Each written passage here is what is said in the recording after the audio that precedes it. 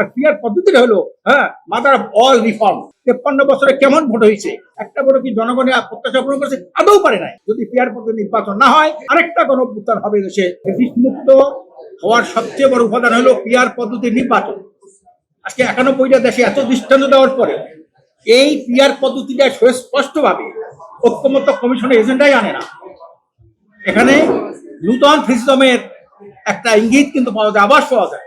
আমরা পরিষ্কার বলেছি যে 91টা দেশে যে পিয়ার আছে, সেই দেশের রাজনৈতিক স্থিতিশীলতা, উন্নয়ন, উৎপাদন আমাদের অনেক বেশি। এই কথাটা মাথার মধ্যে আনে না। ঘুরে ঘুরে সেই 53 বছর যে ধারায় নির্বাচন করেছে এপিটিপি, এই ধারাটাই ঘুরে ঘুরে ওরা আনতে চায় ঐক্যমত্য কমিশন। আমরা পরিষ্কার বলেছি এটা জনগণের প্রত্যাশা পূর্ণ হয়েছে।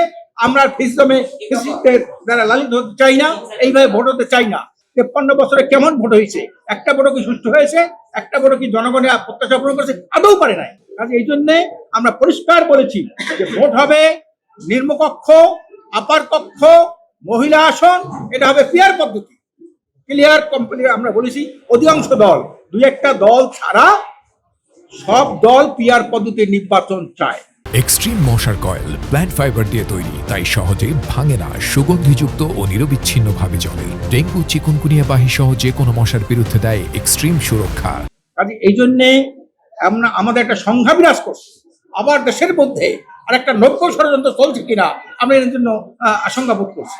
এই জন্য সাংবাদিক ভাইদের মাধ্যমে জানাই চাই, যদি এই দেশটাকে আমরা ফ্যাসিবাদ মুক্ত করতে চাই, মানুষের শতভাগ ভোটের অধিকার ফিরিয়ে আনতে চাই, একটা কার্যকরী সংসদ প্রতিষ্ঠা করতে চাই, তাহলে পিয়ার পদ্ধতি ছাড়া এর কোনো বিকল্প নাই। আর পিয়ার পদ্ধতিটা হলো মাদার অফ অল রিফর্ম। সকল সংস্কারের মূল হলো পিয়ার পদ্ধতির নির্বাচন। আজকে এই কথাটা নিয়ে ওনারা এজেন্ডা আসে না। এই এজেন্ডা আনে, ওই এজেন্ডা আনে, উচ্চকক্ষ আনে, নিম্নকক্ষের কোনো আলোচনা কিন্তু ওনারা আনে না। কাজে এই বিষয়টা আমাদের সন্দেহ আপনাদের মাধ্যমে জানিয়ে দিলাম। যদি পিয়ার পদ্ধতি নির্বাচন না হয়, আবার যদি এদেশে আসার সম্ভাবনা থাকে, আরেকটা গণঅভ্যুত্থান হবে দেশে। আপনাদের মাধ্যমে এইটাকে জাতিকে আমরা এই মেসেজ দিতে চাই।